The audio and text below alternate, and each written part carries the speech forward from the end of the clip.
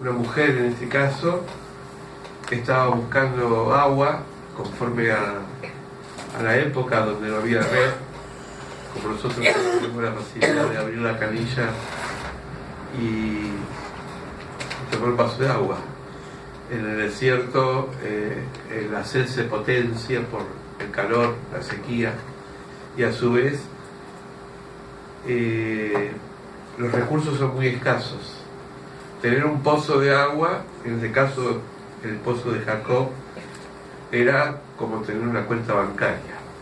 Parece mentira, pero la humanidad camina hacia eso. Se dice que dentro de poco las guerras van a ser por el agua y no por el petróleo, porque el agua sigue siendo vital para nuestra vida. Hay diferentes bebidas muy agradables, muy sabrosas, de diferentes colores, pero nada puede suplir la sed como el agua. Ahora, cuando nosotros tomamos agua y abrimos la canilla, si se acuerdan los que estudiaron en la primaria, nos enseñaron que el agua es incolora, ¿se acuerdan?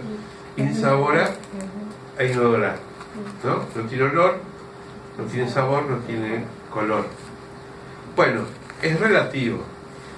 El agua de la canilla puede ser incolora, pero tiene sabor, a veces demasiado cloro. Inolora no debería tener, a veces tiene olor a lavandina, ¿no?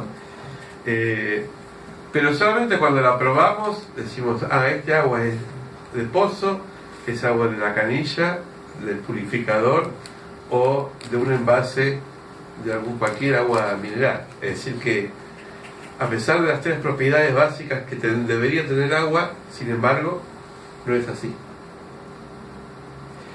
Vamos al pasaje. Capítulo 4 de San Juan. Cuando pues el Señor entendió que los fariseos habían oído decir que Jesús hace y bautiza más discípulos de Juan, entre paréntesis, aunque Jesús no bautizaba, sino sus discípulos, salió de Judea y se fue otra vez a Galilea. Y le era necesario pasar por Samaria. Vino pues a una ciudad de Samaria llamada Sicar, junto a la heredad de Jacob. Dios dio a su hijo José, y estaba allí el pozo de Jacob. Entonces Jesús, cansado del camino, se sentó así junto al pozo. Era como la hora sexta. Y vino una mujer de Samaria a sacar agua, y Jesús le dijo, dame de beber. Pero sus discípulos sus discípulos habían ido a la ciudad a comprar de comer. La mujer samaritana le dijo, ¿cómo tú, siendo judío, me pides a mí de beber, que soy mujer samaritana? Porque los judíos y los samaritanos no se tratan entre sí. Curiosamente está en verbo presente, ¿no? Respondió Jesús y le dijo, si conocieres el don de Dios y quién es el que te dice, dame de beber, tú le pedirías y él te daría agua de vida. La mujer le dijo, Señor, no tienes con qué sacarla y el pozo es hondo. ¿De dónde pues tienes agua viva? ¿Acaso eres tú mayor que nuestro padre Jacob, que nos dio de este pozo, del cual bebieron de él sus hijos y su ganado? Respondió Jesús y le dijo, cualquiera que bebiere de esta agua volverá a tener sed. A tener sed. Mas el que bebiere del agua que yo le daré no tendrá sed jamás, sino que el agua que yo le daré será en él una fuente de agua que salte para vida eterna. La mujer le dijo, Señor, dame ese agua para que no tenga yo sed, ni venga aquí a sacarla. Jesús le dijo, ve, llama a tu marido y ven acá. Respondió la mujer y le dijo, no tengo marido, Señor. Jesús le dijo, bien has dicho, no tengo marido, porque 5 maridos has tenido, y el que ahora tienes no es tu marido. Esto ha dicho con verdad. La mujer le dijo, Señor, me parece que tú eres profeta. Nuestros padres adoraron en este monte, y vosotros decís que en Jerusalén, Jerusalén es el lugar donde se debe adorar. Jesús le dijo, mujer, créeme que la hora viene cuando que ni en el monte de Jerusalén adorarán al Padre. Vosotros adoráis lo que no sabéis, nosotros adoramos lo que sabemos. Mas la hora viene, y ahora es, cuando los verdaderos adoradores adoren al Padre en espíritu y en verdad. Porque también el Padre tales adoradores busca que lo adoren.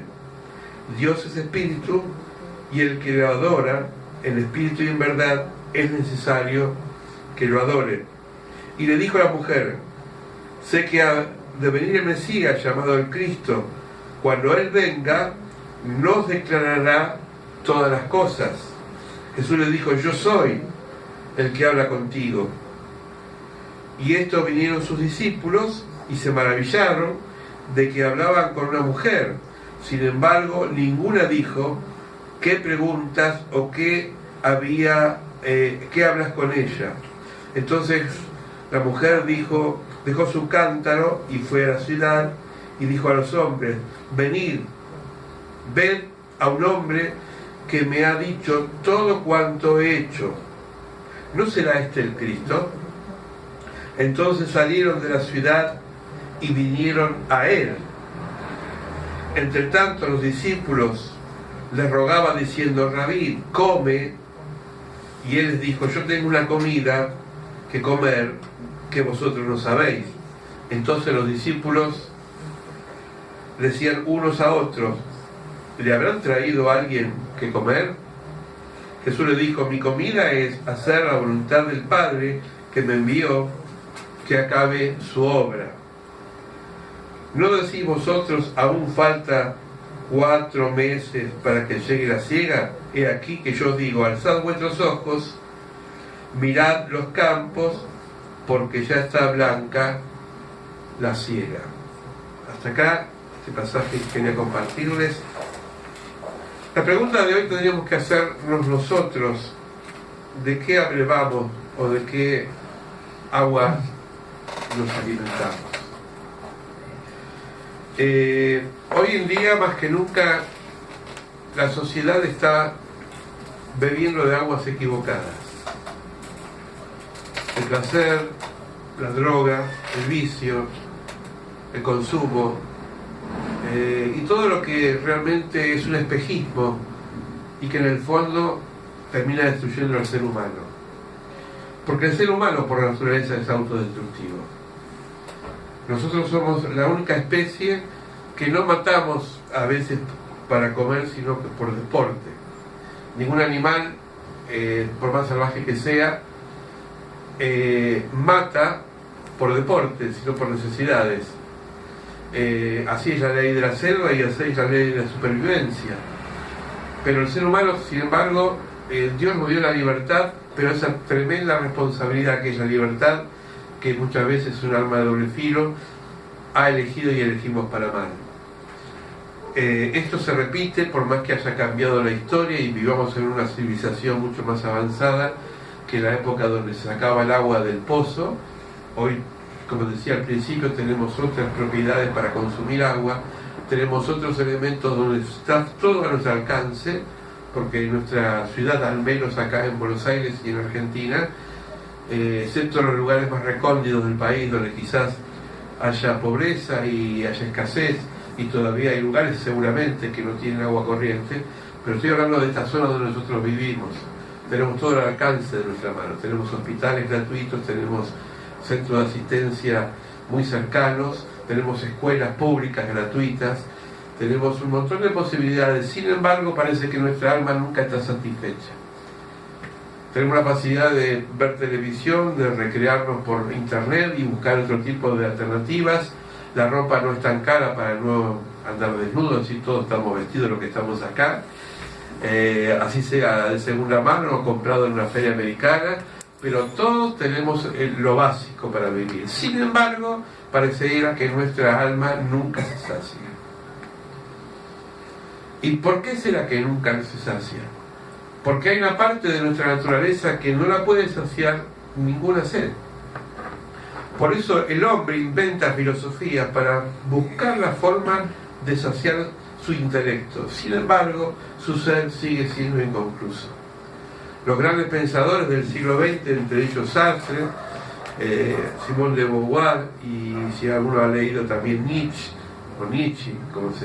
que era un filósofo alemán, eran personas que buscaban la existencia del ser humano y decían, ¿cómo puede ser que el ser humano se acabe en sí mismo y termine en una soledad? Uno de estos grandes pensadores llegó a decir que la vida es absurdo, y es absurdo para el que no le encuentra sentido a la vida. Pero para los que empezamos a caminar con Dios nos damos cuenta que aún las cosas más insignificantes son lindas. Decía Antonio Machado, solo un necio confunde valor y precio. El valor no tiene precio. Yo le puedo dar precio o poner precio a este libro que puede valer en una librería X cantidad de dinero, pero el valor que tiene va más allá de la moneda, porque para mí tiene un valor que trasciende a lo que el vendedor le pone. ¿Se entiende? El valor que yo puedo encontrar en las cosas está en aquello que yo descubro cada día. Por ahí las cosas más sencillas, por ahí en una charla, en un mate de por medio, en una mirada de ojos que no puede dar el WhatsApp, ni puede dar ningún medio de comunicación electrónico, quizás una estrechón de manos. Bueno, hay infinidad de cosas que todavía siguen siendo vigentes y que no han sido suplidas por nada de este mundo mecanicista, porque es un mundo mecanicista, donde todo es mecánico, donde todo se repite, donde las cosas parecerían que si no son estándar no valen. Lo artesanal sigue siendo valioso para el artesano, y Dios es el artesano por naturaleza, porque Dios no está haciendo las cosas estándar. ¿O acaso hay algunos de nosotros que estamos aquí que somos igual al otro? No somos igual al otro. Por más que seamos gemelos, mellizos o gemelos, que son los otros gemelos, son los que más se asemejan, ¿no? Dicen que siente lo que uno no. Sin embargo, cada uno son diferentes. ¿Y por qué, si somos diferentes, copiamos a veces modelos de otras personas? ¿Por qué es que somos imitadores en potencia? ¿Por qué la moda tiene tanto fuerza no solamente sobre los jóvenes, sino sobre la gente adulta? Yo me acuerdo que cuando salí del seminario, después de haber estado un tiempo no encerrado, no me gusta para encerrado porque nadie me encerró, yo elegí estar en un claustro, pero me acuerdo que digo, bueno, voy a ser original, voy a comprar un vaquero y una campera azul, y cuando salí a la calle estaban todos con vaquero y con campera azul. Era tan original que era igual a los demás, ¿no?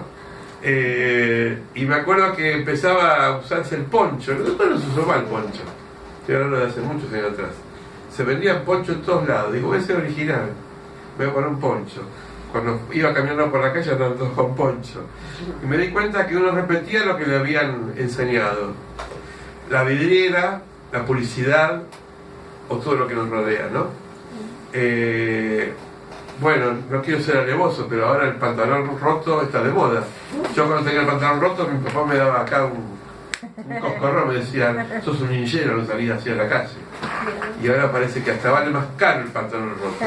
El agujero tiene más valor que el cosido. Parece el mundo al revés, ¿no? Es decir, lo que antes era desuso ahora es moda. Pero no sería nada si sería una prenda. El tema es cuando las cosas son más profundas. Esta mujer, aparte de tener fracasos matrimoniales y haber tenido una vida que quiso calmar su sed a través de los afectos, estaba viviendo una vida frustrada. ¿Cuántas veces probamos cambiar para ver si las cosas mejoran? Cambiamos de trabajo porque no nos gusta el trabajo. Cuando vamos, a mí la publicidad, a mí me gustan las publicidades porque enseñan también, una propaganda. Y había una propaganda que, no sé si ustedes se acuerdan, no hace mucho, que uno iba por la calle y era un vendedor de libros y veía a un taxista y dice, ¿cómo lo envidio a ese que va en taxi y puede manejar un auto? Y el taxista iba manejando y veía una oficina trabajando dentro con las computadoras y decía, ¿cómo envidio a esos que están en la computadora sentadito ahí con aire acondicionado? Y el que estaba en la computadora decía, ¿cómo envidio a esa gente que va por la calle libremente y yo estoy encerrado 8 horas en la oficina? Es decir, nunca estamos satisfechos con lo que hacemos. Por eso enseguida renunciamos al trabajo, renunciamos a la iglesia, renunciamos a la pareja, renunciamos, porque el desgaste pensamos que viene de afuera para adentro. Yo lo he contado muchas veces acá. Me he encontrado con personas que han tenido un fracaso en su vida y se mudaron de barrio pensando que ya el clima y el lugar los iba a favorecer. Eso dura poco, porque si por dentro uno está vacío, puede mudarse al Sheraton o al mejor lugar lujoso y por dentro va a seguir vacío. Cuando vendimos un kiosco con mi hermana, yo tuve un periodo que no tenía lugar donde vivir. Los alquileres en esa época era cara, habíamos vivido un evasaje en Argentina, el austral, que fue un dinero que se usó acá, empezó a tener poco valor, no valía nada. Y entonces conocí a un amigo en los albores de la democracia, en el 1983. Se empezó a usar en el centro las ventas artesanales. Y conocí a un amigo, Alejandro Santana, que después se fue al sur, le perdí el rastro, ni por Facebook lo encuentro. Y en esa época era hippie. Pero esos hippies sanos vieron que no hacía nada. Me dice, bueno, si no estás, sin conocerme mucho, si no tenés dónde ir a vivir, vamos a mi casa. Yo vivo con mi hermano, los padres estaban separados, entonces vivían en un departamento en pleno Libertador, en el 13º piso. El último piso, que era balcón de terraza, era un lujo por donde mirases. Tenía un cuarto para mí solo, con un colchón tipo de esos, ¿cómo se llama? Sumían, ¿no? Aire acondicionado, tenía todo. Me dice, acá no vas a pagar alquiler, vas a comer cuando quieras comer, y cuando quieres trabajar afuera, nadie te va. Bueno, fueron creo que 6 meses que estuve con eso. Eternamente agradecido porque me salvó de andar en la intemperie. Pero nada de eso me satisfacía. Yo estaba en la búsqueda y cuando encontré mi lugar, mi espacio, que era mucho más humilde que eso, mucho más humilde, donde ni siquiera tenía aire acondicionado. Las ventanas estaban rotas y el aire entraba solo cuando... ¿no? Pero sin embargo tenía paz, porque era mi lugar, era mi espacio, era lo que estaba buscando. Y ahí me di cuenta que por más que uno tenga lo mejor hacia afuera, si no está cómodo interiormente, por eso a veces no entendemos cuando leemos la vida de Pablo, que estaba en la cárcel con Silas, ¿se acuerdan? Y oraban y cantaban a Dios y estaban presos, y encima de una prisión que nada que ver con las prisiones actuales. No podemos entender a veces cómo personas como José, el hijo de Jacob, que estuvo en prisión y sin embargo nunca profirió palabras de agresión y de venganza hacia aquellos que lo habían mandado a la cárcel. No podemos entender una Ruth que tuvo que dejar su patria y decirle a Noemí, tu casa será tu casa y tu Dios será mi Dios, y donde vos vayas yo voy a ir. No podemos entender una María que, siendo tan joven y tan niña, desafió a la sociedad de embarazarse de un hombre que era por el Espíritu Santo, que nosotros lo creemos por fe, pero ¿quién iba a creer de sus paisanos que esta niña que no estaba casada con José estaba embarazada del Espíritu Santo? Era escarnio de burla. Y es más, podía haber sido lapidada como cualquier mujer de la época. Sin embargo, todos estos hombres y mujeres tenían lo que tenemos nosotros: Dios. Y al que Dios tiene, decía Teresa de Ávila, nada le falta, solo Dios basta. nada te turbe, nada te espante, ¿eh?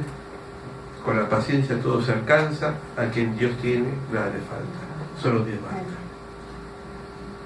Y cuando tenemos a Dios, lo tenemos todo, porque el pozo interior, ese vacío, empieza a llenarse de Él. Por eso decía al principio, podemos probar diferentes aguas, pero la verdadera agua nos da una satisfacción diferente a las aguas que son parecidas al agua, pero que no es agua. Jesús decía,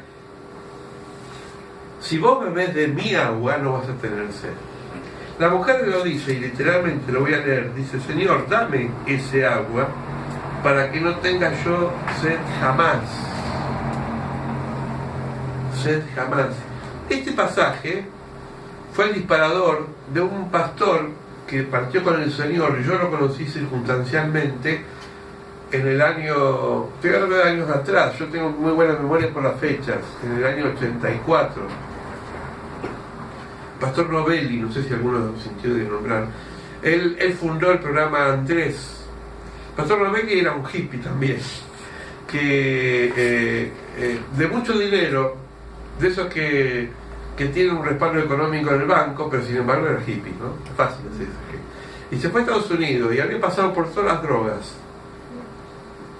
Era argentino y tuvo posibilidades económicas de viajar al norte de América y había pasado por las drogas más extremas como el LSD y la heroína, que son drogas alucinógenas, carísimas.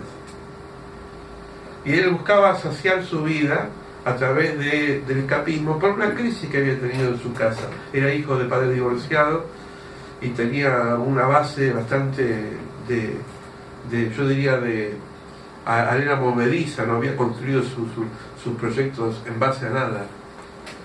Y el muchacho, bueno, había caído, y un día cae en una iglesia, cuando vuelve a Estados Unidos, cae en una iglesia, la iglesia bautista de la Lucila, del pastor Padilla, que a mí me ayudó mucho en un momento de mi vida. Y en una iglesia, estoy hablando de una iglesia de la Lucila, de clase media para arriba, donde la gente no iba a la iglesia en bicicleta, sino que tenía sus autos. Yo conocí esa iglesia, una iglesia alpina muy linda, que todavía está. Y entra Novelli, todo andrajoso como un ninjera, que tendría el pelo largo por acá, supongo. Yo no lo vi, me lo describieron. Se rascaba por todos lados porque ya vivía en intemperie. Era un ninjera. Lindo de Joselete, pero un ninjera al fin. Ya no daba más, se quería suicidar. Y la iglesia lo recibió con los brazos abiertos. El pastor lo contuvo, lo mandó a la casa pastoral, se fue a charlar con él, le dio de comer, se bañó, se afeitó, se adaptó, y la iglesia le dio contención, le dio ánimo, le dio fuerza. A lo interesante de esta vida, que él, cuando empezó a sentir este cambio de esta sed que era saciada por un agua, que es la agua de Jesucristo, dejó la droga, dejó los hábitos malos que tenía, y funda el programa Andrés, basado en el pasaje del Evangelio de Juan, cuando Andrés lleva a sus hermanos a Jesús. Entonces decía, todos los drogadictos que vamos a encontrar en la calle, lo vamos a llevar a la presencia de Jesús. Y antes de partir con el Señor, el pastor Novelli, ya ex drogadicto y ex hippie, escribe unas memorias diciendo: el día que me recuerden, quiero que me recuerden como una persona que le devolvió a la vida lo que la vida le dio. En síntesis, agradecido por el cambio que Dios hizo en su vida. Esta mujer dice el pasaje, lo acabamos de leer recién, cuando Jesús entra a su corazón, sale corriendo y le comparte a su gente lo que había escuchado. Un profeta me habla de mí como una radiografía de que yo soy una persona que tuve fracasos matrimoniales, sin embargo no me juzgó, y es más, me alentó a beber de un agua que me iba a dar saciedad para siempre. Los parientes, los samaritanos, corriendo, querían ver y creyeron en la mujer y fueron a Jesús. Pero, siempre hay un pero, hasta que ellos no escucharon a Jesús, porque lo dice la palabra, cuando escucharon a Él, creyeron mucho más de lo que le había dicho la mujer. Esto quiere decir que te pueden hablar muchas veces de Dios, de Jesús, pero hasta que vos lo experimentás, simplemente son palabras. A mí alguien una vez, una chica, una amiga del barrio, del Monte Chingolo, me dijo, vení a escuchar a Jesús. Y por años le fui agradecido a ella, porque esa invitación, que yo digo, quiero ser a Jesús. Claro, yo lo conocía por el barba, por el flaco, por aquel que aparecía en las películas, y quería ver de ese Jesús. Y después me encontré con un Jesús que no era ni barba, ni flaco, ni de buena onda, sino que era una experiencia interior que me dio toda una fuerza y un sentido en mi vida. Cuando cumplí 19 años, me regaló Susana, la que me llevó a los pies de Jesús, un cuadernito que después, mudándome, lo perdí lamentablemente. Era un cuaderno hecho por esos cuadernos que uno hace con las hojas, Dios que el pastor Adino es muy hábil en eso, de coser hojas sueltas y hacer un cuaderno, ¿no? Y me hizo toda una especie de, ¿vieron como las caricaturas? ¿No? Entonces me hizo a mí, me dibujó a mí debajo de un árbol, escuchando su lleno, y ahí pasé bien. Ella viene y me dice, vení a la parroquia a escuchar a Jesús. Fui, escuché a Jesús, me salí del árbol y empecé a andar en el camino. Después, bueno, buscando de Dios, entré a un seminario, no era mi lugar, Dios me llamaba a otra cosa. Pero ese agua nunca, nunca, nunca me dejó vacío. Por eso la canción me enternece tanto cuando la cantamos. Así como el agua busca llenar los lugares más bajos. Cuando te encuentres en lugares, ¿no? Más bajos, Él te llenará. Siempre cuando hay necesidad, Dios te llena. Pero nunca pongas un dique contra Dios que se llama soberbia, porque nunca el agua de Dios va a entrar en tu corazón. Esta mujer estaba desesperada, Señor, yo no doy más. Probé con maridos, probé, qué sé yo, con drogas, probé comprarme un auto, compré gastando el último peso a fin de mes, probé a ver si cambiándome de ropa, vieron como las chicas o los chicos también, ¿no?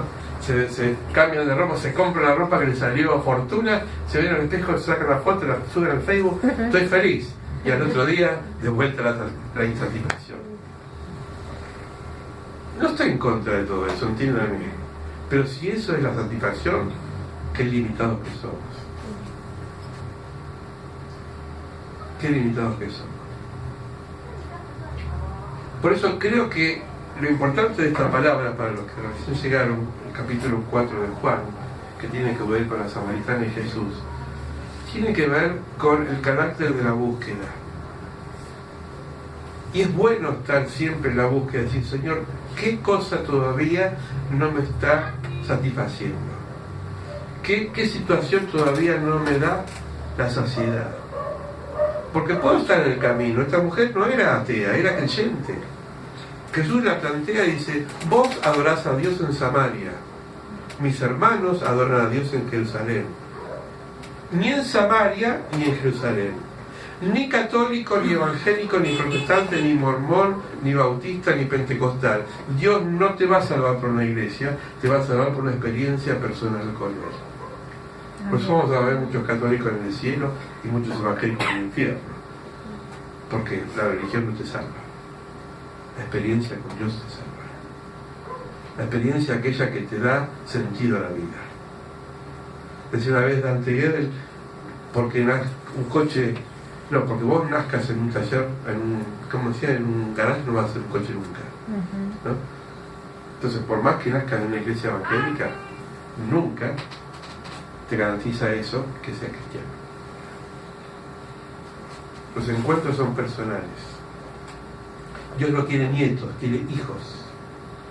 Yo soy hijo del pastor, a mí no me importa, dice Dios. Yo a vos quiero verte a vos, con esos lugares más interiores de tu corazón para trabajar en tu vida y darte el agua que nunca te va a saciar. La hora viene donde el Padre busca adoradores que lo adoren en el espíritu y en verdad. Esta es una palabra que en la adoración muchas veces, sobre todo los músicos, creo que se ha entendido mal. Porque la adoración no es canción.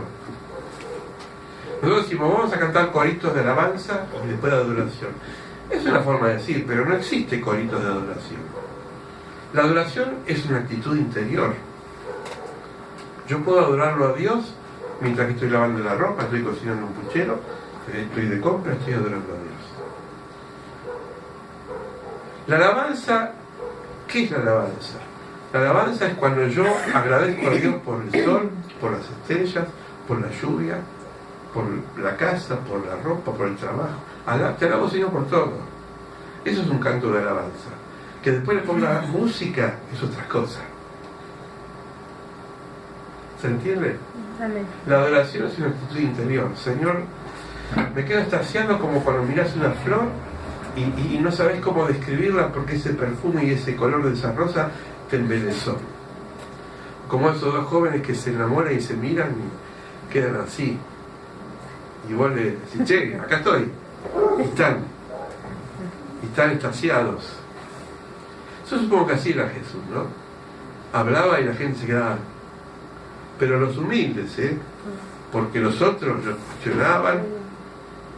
Estamos estudiando ahora el discipulado que cuando Jesús empezó a predicar ya lo querían matar. Mire qué debut tenía este muchacho a los 30 años cuando en Nazaret su primer sermón lo querían tirar del peñasco. Es decir, que su palabra no era para todos. Algunos los acomoda, otros los incomoda, algunos los apela y otros los interpela. Algunos los sacude y otros le dicen, seguime, como Mateo que lo siguió. Dejó todo y lo siguió. Como Pedro. Dejó la red y se fue detrás de Jesús. Porque Pedro reconoció algo a pesar de que tenía muchas cosas en contra como nosotros. Que cuando la gente se fue, en el Evangelio de Juan, que estamos leyendo en el capítulo 6, la gente se fue porque se molestó por las palabras de Jesús. Eran muy duras. Y Jesús los miró a ellos y dice, bueno, ustedes están conmigo hace tiempo, también quieren irse y las puertas están abiertas. Y Pedro dice, ¿dónde vamos a ir si vos tenés palabra de vida eterna? ¿Quién nos va a saciar y alimentar como tu palabra? Jesús acá usa un símbolo que lo estamos estudiando, estoy haciendo el chivo del discipulado, ¿no? Jesús dice acá un símbolo. Mi comida es hacer la voluntad de mi Padre. Esto está alineado con un pasaje que aparece en otro evangelio donde María y Marta, hermana de Lázaro, invitan a Jesús a su casa. Dice que Marta estaba afanada por muchas cosas, estaba cocinando, estaba planchando, estaba pasando la enceradora, estaba pasando el plumero, qué sé yo, ¿no? Digna de impotencia. Limpiarlo por todos lados. Y María era como Luis, estaba ahí tranquilita. Y lo miraba a Jesús, y lo escuchaba a Jesús. Y le dice, digna a Jesús, che, decirle a Luis que se ponga las pilas ahí. ¿No? Y Jesús le dice, lo que hizo María, eligió la mejor parte. Esto fuera de contexto, por eso siempre hay que ver el contexto. No es que está promoviendo vagos. No es que decir, bueno, vos no te estés trabajando, total, con que me contemple es suficiente. No. Yo creo que ninguna de acá tiene vocación de carmelita descalza, ninguna es monja contemplativa. Pero sí, nosotros podemos buscar la mejor parte. Y la mejor parte es cuando le damos prioridad a Jesús. Cuando mi vida está centrada en Jesús.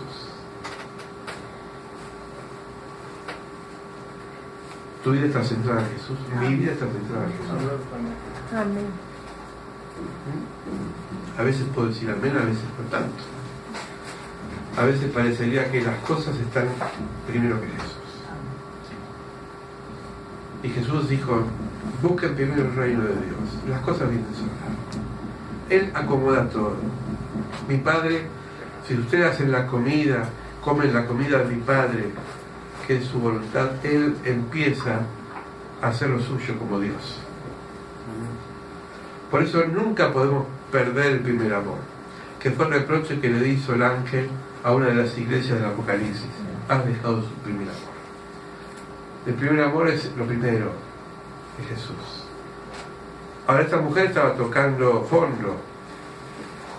Qué feo, ¿no? Solamente cuando tocamos fondo es cuando vamos a Jesús. Lo bueno es siempre decir, Señor, tú tienes agua de vida eterna. Tú me sacias.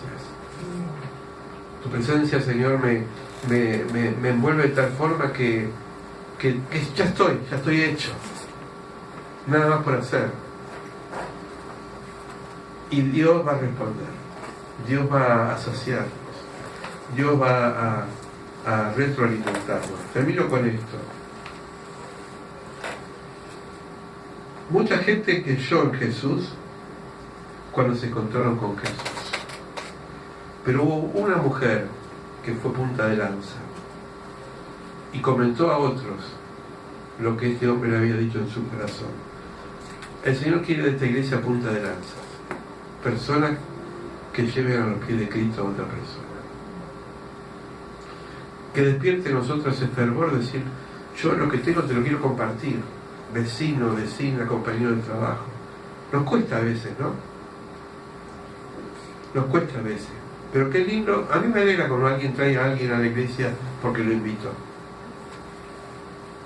Como aquella vez que vos trajiste a Luciano y todo ahí se quedó. Acá está. Y seguramente conocer a un amigo. Porque no podemos ser egoístas. No podemos decir, Señor, yo ya estoy hecho. ¿Para qué más? Tengo que compartir, tengo que ver la forma, la estrategia de que la otra persona se siga impactada, aunque sea buscar la forma, no sé, somos creativos, somos...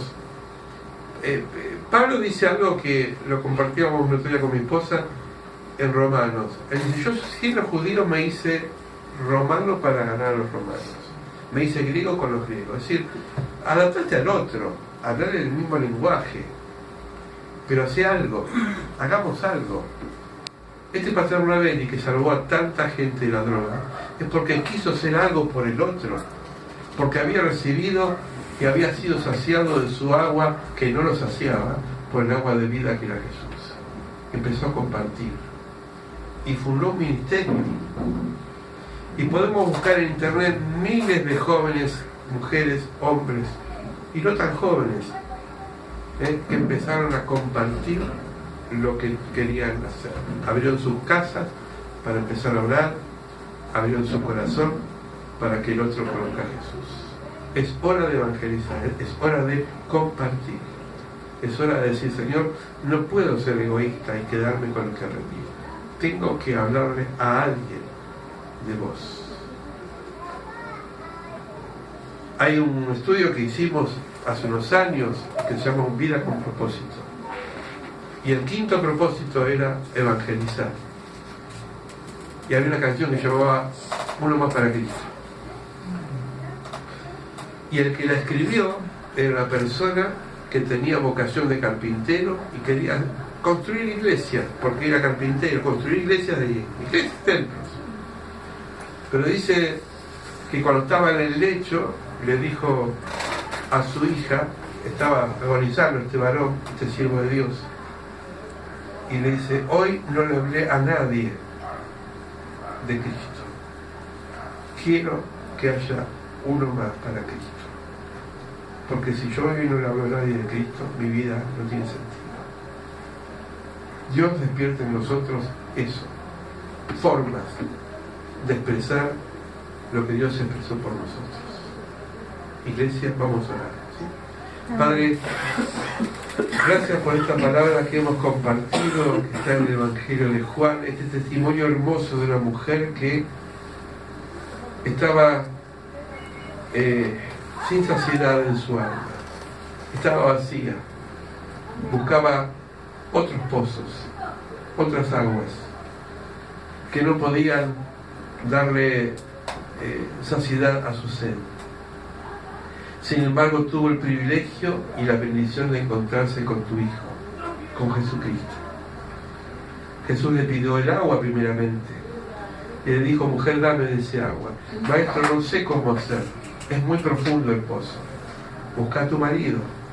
¿A cuál, Señor? Si he probado tantos, he probado tanto en mi vida, en los afectos, en las emociones, en las cosas externas, y sin embargo sigo vacío, sigo vacía. Y Jesús le dijo: probad mi agua, es diferente, es un agua que es de vida y vida en abundancia. Mujer empezó a escuchar con mucha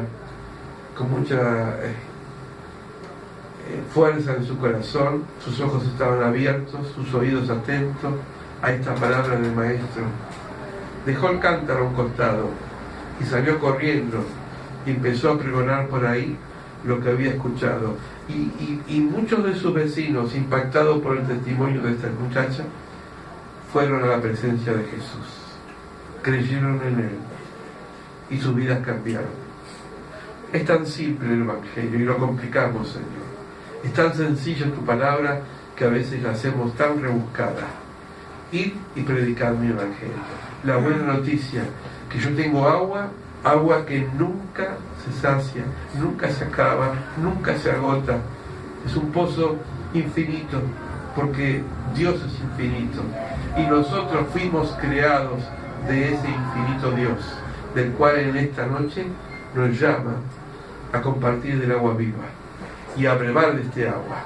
Señor, danos de este agua en esta noche, que te adoremos en espíritu y en verdad, que busquemos la forma, Señor, de bendecir tu nombre, como sea. Necesitamos de ti, Señor, necesitamos de tu presencia, en el nombre de Cristo Jesús. Amén. Amén, Señor.